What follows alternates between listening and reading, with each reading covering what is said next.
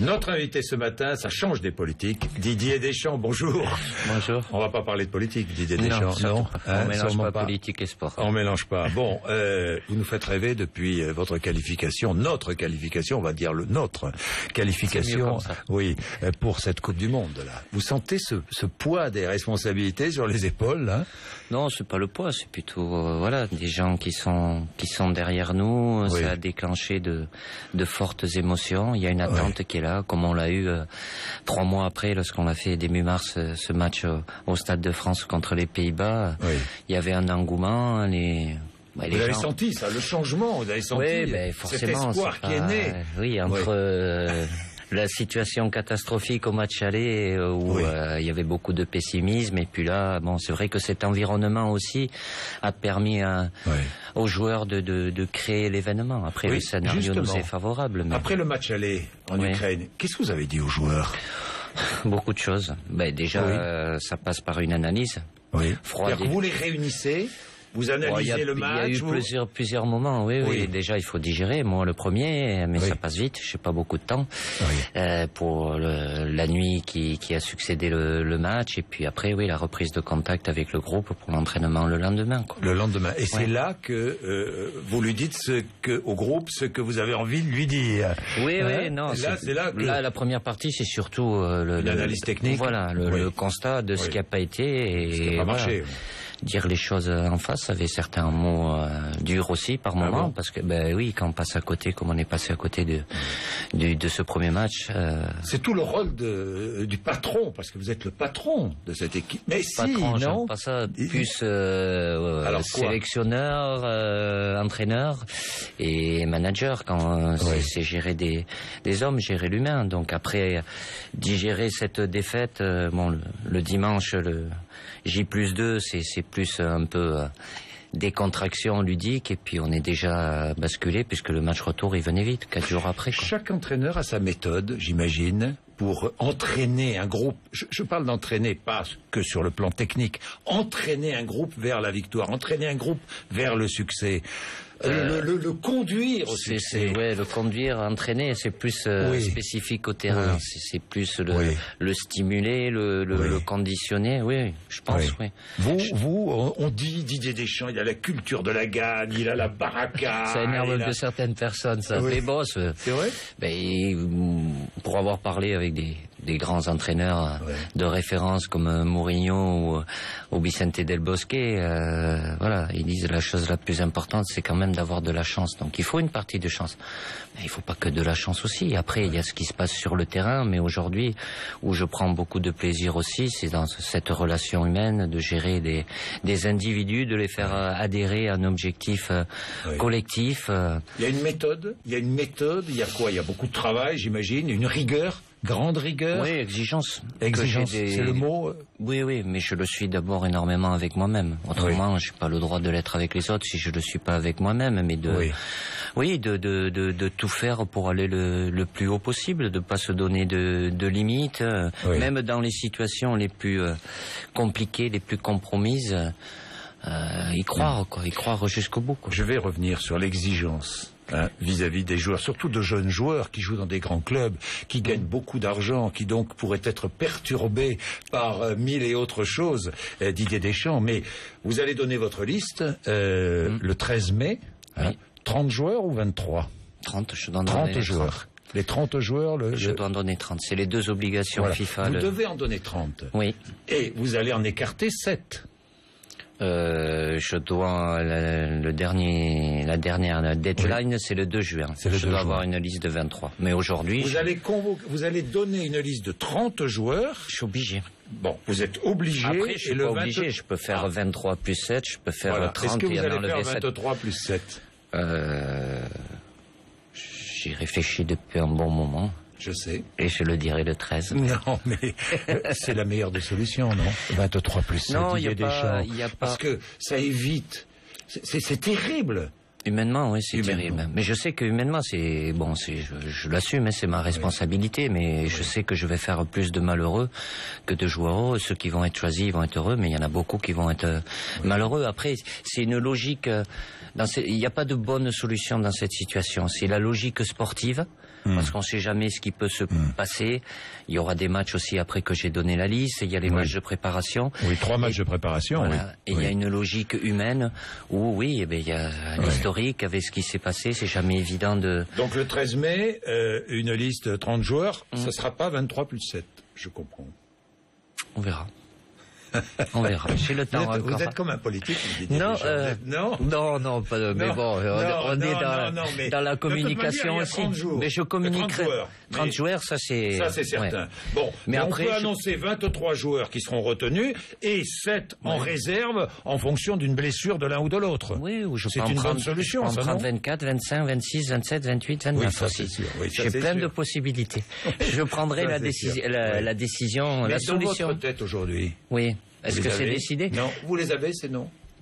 Les 30 joueurs? Non, pas les 30. Non, pas les 30, non. Il y a encore des interrogations. Il y a beaucoup d'interrogations. Mais il y a des joueurs qui sont en phase de récupération, quelques petits soucis physiques aussi. Donc il y a des matchs encore d'ici la liste. Donc c'est surtout ça. Si aucun joueur n'a de soucis physiques, comme je l'ai dit, depuis le mois de septembre, depuis 2 ans que je suis à la tête de l'équipe de France, il y en a, ils reviennent régulièrement. Donc j'en ai une vingtaine. Sûr.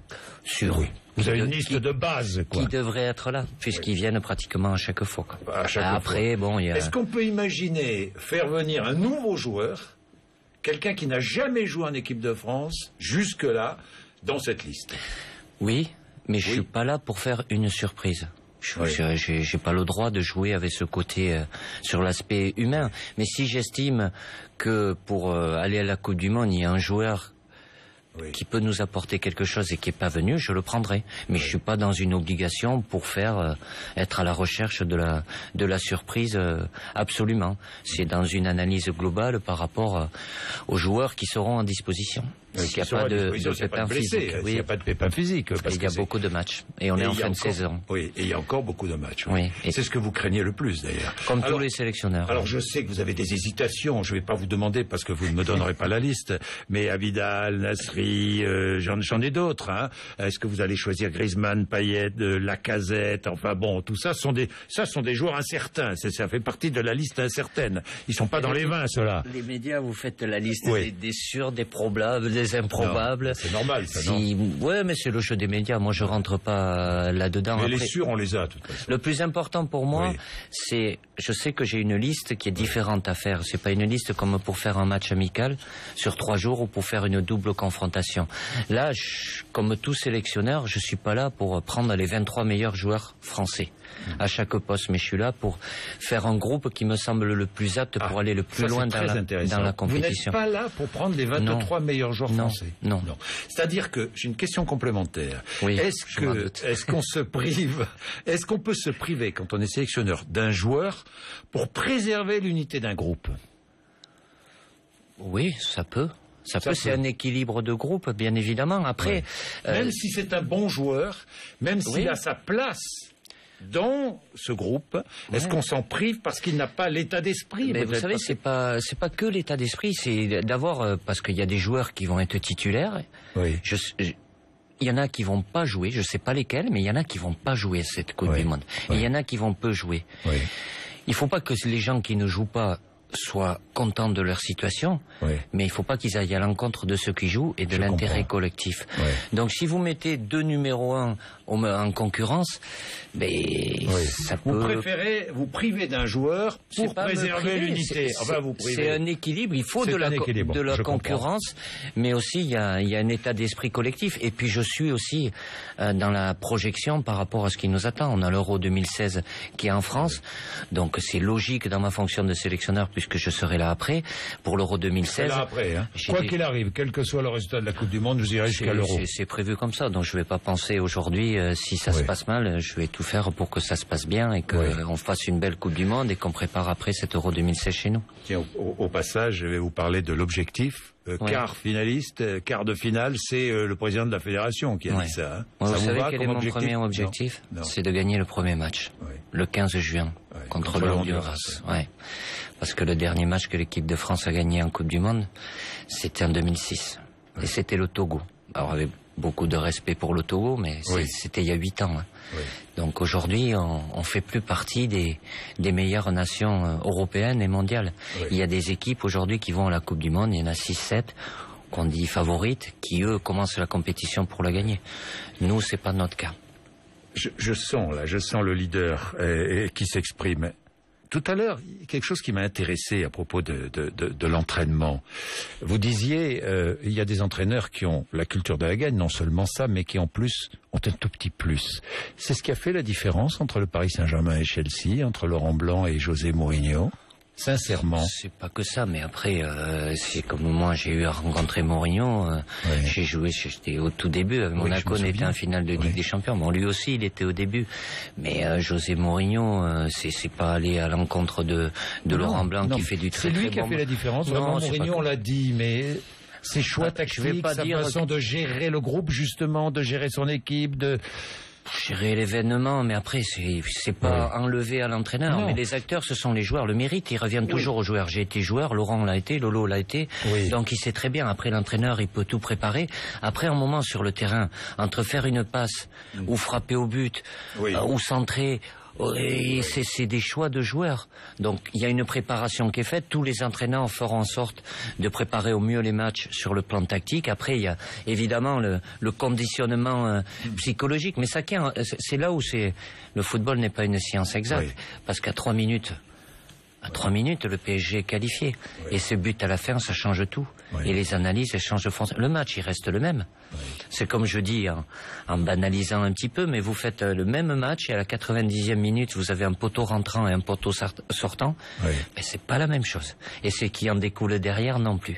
Alors s'arrêter au résultat, oui, la vérité du résultat. Mourinho, c'est le plus grand entraîneur du monde. Il fait partie, il a gagné dans tous les pays. Certes, il est à la tête de grandes équipes, mais c'est une référence, oui, bien évidemment. Pour vous, c'est une référence ?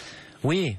Après, bon, il y a le Mourinho médiatique, le personnage. Bon, que vous n'aimez peut-être pas beaucoup. Non, ça va, ça me fait rire. Lui, il peut le faire. Bon, moi, je suis pas là-dedans. Il y a que lui, certainement. Non, vous n'êtes pas du tout le Mourinho français. Non. Mais après, dans ce qu'il arrive à tirer des groupes dont il dispose, et puis bon, il réussit dans tous les pays. Hein. Comment ça se passe à la mi-temps d'un match de l'équipe de France? Didier Deschamps entre dans le vestiaire? Oh, je leur laisse toujours 4-5 minutes, quoi. 4-5 minutes. Quel que soit le score à la mi-temps. Retour, calme. Bon, il y a toujours quelques joueurs qui peuvent avoir des petits bobos, et puis il y a besoin de redescendre un peu la température. Et ensuite, quelques mots. Vous êtes ce style d'entraîneur à hurler, à crier, à aller. C'est pas forcément en criant qu'on se fait attendre, mais ça peut arriver que je pousse quelques gueulantes moins quand j'étais au début. Mais après, c'est pas tellement, c'est plus le choisir déjà. Il y a des angles sur l'aspect de ce qui s'est passé et ce que j'attends sur la deuxième mi-temps. Alors tout dépend du résultat, ce qui s'est passé sur le terrain, de faire en sorte de rectifier s'il y a besoin sur le système, l'organisation. Puis après, les joueurs, ils parlent, ils peuvent échanger aussi. Mais ça passe vite, les 15 minutes, elles passent très vite, quoi. Est-ce que c'est normal d'être payé pour les matchs de sélection? Je parle des joueurs, vu tout ce qu'ils gagnent par ailleurs. Je trouve ça que c'est démagogique, quoi. Je veux dire, ça a été de tout temps. Pourquoi les joueurs, ils ont... Oui, évidemment, mais ils gagnent beaucoup d'argent, encore plus, tant mieux, je leur souhaite d'en gagner encore plus. Est-ce qu'ils sont plus difficiles à gérer aujourd'hui, d'ailleurs? Parce que ces jeunes joueurs, souvent, gagnent énormément d'argent. Didier Deschamps. Oui, mais l'argent donne un pouvoir. Oui. Qui est pas toujours bien utilisé. Après, c'est pas de leur faute aussi si on leur donne beaucoup d'argent ou trop d'argent et trop tôt. Normalement, l'argent vient avec qu'on a démontré sur le terrain. Et après, lié à ça, ce qui a changé dans le paysage et l'entourage des joueurs, c'est qu'il y a beaucoup de personnes qui sont autour des joueurs aujourd'hui, et notamment la famille, que ce soit père, mère, frère, cousin, oncle, des conseillers. Donc je dis un peu avec une étiquette comme ça qu'ils sont un peu une PME, quoi. Et ces gens-là qui gravitent autour des joueurs, leur centre d'intérêt, c'est le joueur. Ils ont besoin de joueurs parce que c'est le joueur qui les fait vivre. Et si un entraîneur fait son travail, en étant dur, en le reprenant, parce qu'il y a besoin des fois. On peut avoir un peu la carotte, mais il faut des fois le bâton. Et que 5 minutes après, il a le frère, le père, la mère, le conseiller, qui lui dit non, mais écoute, t'es le plus beau, t'es le meilleur, et ton entraîneur, c'est un idiot. Mais ça aura beaucoup moins d'effet. C'est vrai qu'avant, l'entourage était moins important. Alors justement, il y a des règles de vie que vous imposez en équipe de France.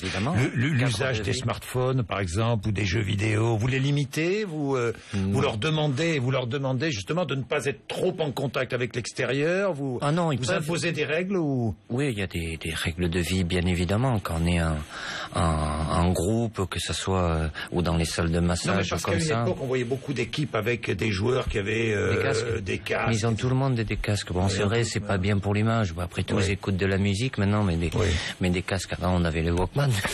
Maintenant, ça serait ridicule. Avant, on jouait aux cartes. Oui. Et c'est vrai, mais c'est un détail. Mais ça aussi, ils jouent aux cartes, mais ils jouent plus aux cartes comme on joue aux cartes. Ils sont sur les tablettes. Donc c'est ça aussi, ces nouvelles technologies qui apportent beaucoup de... Ils jouent aux jeux vidéo, mais ils perdent de l'énergie là. Oui, mais quand on jouait aux cartes, on perdait de l'énergie aussi. Mais il y avait un côté convivial où on échange. C'est ces nouvelles technologies qui amènent à un isolement. Non, mais vous imposez une discipline quand même. Oui. J'imagine qu'il y a des moments où il n'y a pas question. Tout ce qui est vie de groupe, voilà, on est... libérés de tout ce qui est élément extérieur. Après, ils ont des moments de liberté dans leur chambre s'ils veulent jouer aux jeux vidéo. Voilà, c'est une génération qui se couche... Donc des règles de conduite. Ils se couchent tôt, tard? Non, c'est plutôt des générations qui se couchent un peu tard. Un peu tard.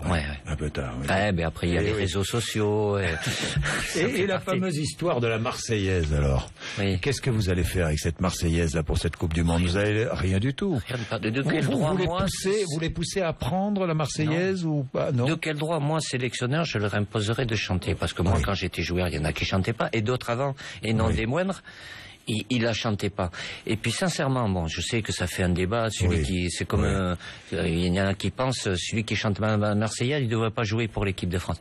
Mais quand on rencontre, parce qu'on rencontre des équipes en face de nous, je regarde nos adversaires. Il y en a beaucoup qui chantent pas aussi. Mais là, on n'en parle pas. Donc, c'est un faux débat. Après, c'est une conviction personnelle. C'est mieux s'il la chante. Au-delà du fait symbolique de la chanter, il y a une attitude à avoir. On peut pas être à 5 minutes d'un match où on va représenter notre pays et comme si on était en balade au bord de la mer. Le visage, on le voit parce qu'il y a évidemment la caméra qui est là et un gros plan. Bien sûr. On doit être préparé en combat, à des exigences. On a le devoir, quand on porte ce maillot-là, il y a des gens qui sont en attente. On a le devoir de donner, d'être dans l'implication et la détermination. À chaque fois, à chaque match. À chaque match. Est-ce qu'il y a aussi, pour les joueurs qui ont des confessions religieuses, des menus spéciaux? On s'adapte. C'est une évolution aussi. C'est une évolution aussi. On va pas aller à l'encontre de ça. C'est-à-dire qu'il y a des joueurs de l'équipe de France qui ne mangent pas de porc, par exemple. Oui, c'est pas d'aujourd'hui. Hein. Non, c'est pas d'aujourd'hui, mais vous êtes adapté. Mais on s'adapte. Pourquoi le football, on va pas se mettre en marge, même si on est déjà dans une bulle, on est une image de la société. Après, on respecte la religion, les us et coutumes de chacun, on fait en sorte que chacun puisse avoir son bien-être, que ça soit à table et en dehors, dans la vie de groupe aussi. Il va y avoir d'autres questions, des auditeurs sur RMC. Vous imaginez des gens, mais j'en ai une, moi. J'ai lu dans un livre que Zinedine Zidane aurait aimé entraîner, c'est clair. Vous en avez parlé avec lui? Entraîner l'équipe de France? Déjà, il a pris ce que dit Noël Le Graët. Oui, vous avez vu ça, vous avez entendu? Je le savais déjà. Vous le saviez déjà. Vous en aviez parlé avec lui? Avec qui? Avec Zizou? Oui. Qu'il avait vu Noël Le Graët? Non. Après, Zizou, il a pris une décision importante. C'est qu'à un moment, il a décidé, je vais être entraîneur. Donc, il passe ses diplômes, il a bientôt fini. Donc, c'est déjà une décision importante. Vous lui conseilleriez d'entraîner tout de suite un grand club Zizou, je le vois pas entraîner un petit club. Hein. Non. Sincèrement. Même moi, toute proportion gardée, parce qu'il y a le groupe champion du monde, il y a Zizou et puis il y a les autres. Zizou, c'est autre chose. Mais moi, je sais que, en pensant à moi, par rapport à ce que j'étais habitué en étant au haut niveau avec des exigences et tout ça, je me serais pas bien senti dans un rôle d'entraîneur à un échelon inférieur. Ça ne serait pas été cohérent dans ma tête. Surtout, je l'aurais mal vécu. Quoi.